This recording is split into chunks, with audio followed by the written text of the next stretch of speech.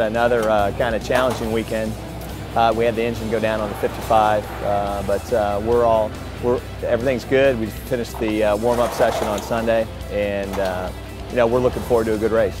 We know that the next two races will be really, really important for us, because it's not question also to finish the race, but we have to win, because we are not able even to finish second. If not, the championship will be lost. So we have to win, and we are ready to fight. Unfortunately, yesterday in the last practice session before qualifying, as I was exiting the pit, I was hit by a P1 car. It wasn't really a bad hit, but it was enough to push me into the wall, and it damaged the car enough that I couldn't get the car around the track. Qualifying was about an hour later, and it's only 20 minutes. The guys did a great job. They got the car back. I got about 8 minutes in the car in qualifying, and in my second lap, there was a red flag because of an accident. So I really didn't get a qualifying lap in, but I was able to get the car up in front of all the GT cars, which was important. So, you know, given all the circumstances, it was a pretty good result.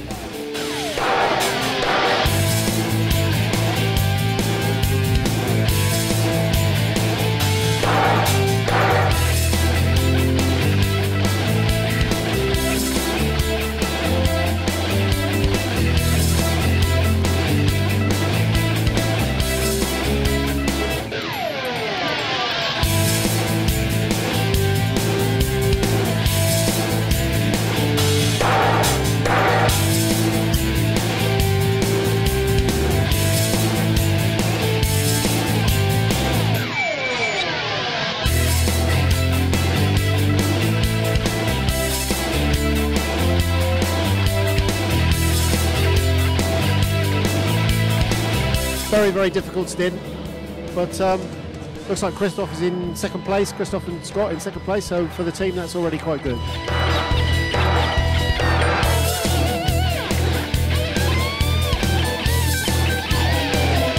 Today was weird. You know, our pit strategy was perfect. We had Bouchou in with 30 minutes left, had brand new tires, light fuel. He was about 20 seconds off. I mean, it would have been, we could have won, but you know, getting red is definitely strange. But hey, that's, you know, that's part of racing. So we're even. That's better than being down. So this is what pro championships are. It's going to be a dogfight. We struggled this weekend for sure. I mean, setup-wise, we struggle for speed all weekend. Kind of makes it really interesting going into Petit Le Mans, because we're tied on points, tied on wins. It couldn't get any closer.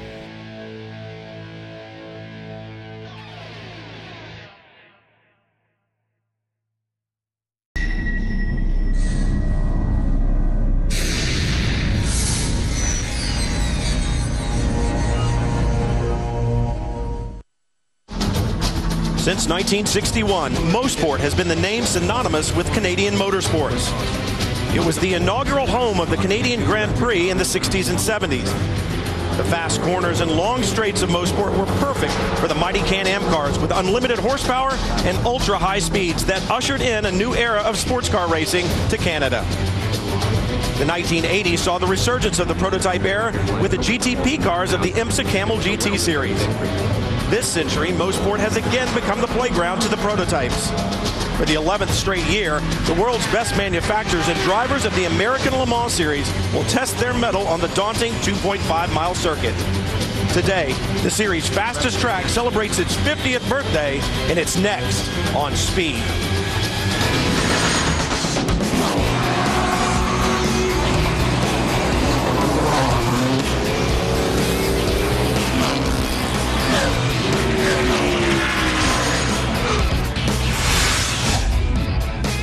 Just east of Toronto, Canada, lies one of North America's most historic racing venues, Mosport International Raceway, which celebrates its 50th year of operation this year. And the crowd and the crews have gathered for round 8 of the American Le Mans Series, presented by Tequila Patron, the Mobil 1 Grand Prix of Mosport.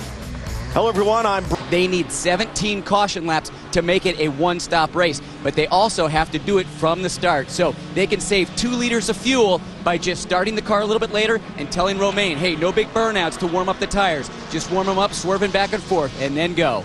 Field nice and tight through the last two corners. Romain Dumas has not started a race in a Porsche RS Spyder in 2 years. Calvin, what's going through his mind right now? Well, he recognizes his speed is through the corners. He wants to have a nice cushion as he gets onto that back straightaway. He's got half a lap to try and get that cushion, and he takes off early. Green, green, green.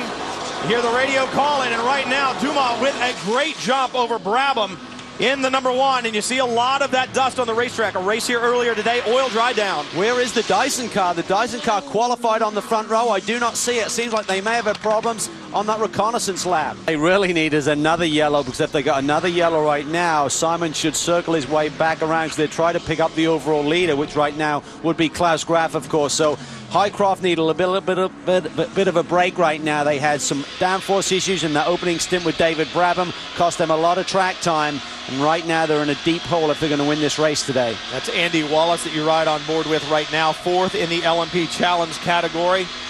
Wallace has a victory here in ALMS competition, one victory here. Certainly knows how to work his way around this Mosport circuit. A little more miles. Oh, and a problem for one of the LMP Challenge cars. Bouchou with a spin there in three. Did it on his own, too. Nobody to blame but himself. He was trying to get the exit speed to get around those, the cars in front. That gaggle of cars in front of him, Dorsey, he may have lost a little bit of downforce, just got out wide, got in the gray. A little damage to the left. Looks like something flapping there on the left bodywork.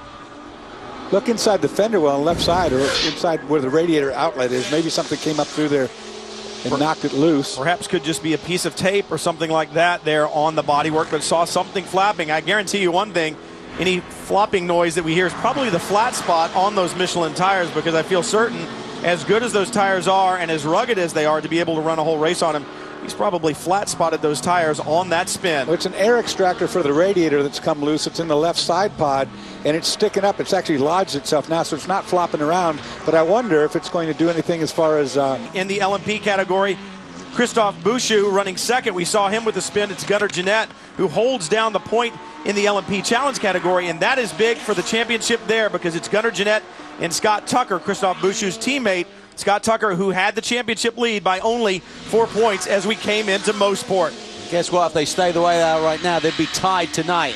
4 points between first and second. We said 4 championships. Well, at Mosport, the red flag has become the checkered flag. We talked about the challenges of this circuit, and right now, the challenges affecting repairs to the guardrail just too great for the grounds crew here. We understand, as I said earlier, 60 yards of guardrail, over 25 posts were broken in that frightening accident between Johnny Cocker and Luke Hines. So the cars out behind the safety car, and Klaus Graf in that Muscle Milk Team Cytosport Porsche RS Spyder will claim the victory here overall and in the LMP category. And I know this isn't the way certainly they wanted to take the victory, but when we think about championships, and that was the story coming in to this round, and with one more at Petit, the story is championships, and this is going to help Klaus Graf try to claw away at the championship lead that David Brabham and Simon Pagenaud have as the checkered flag flies.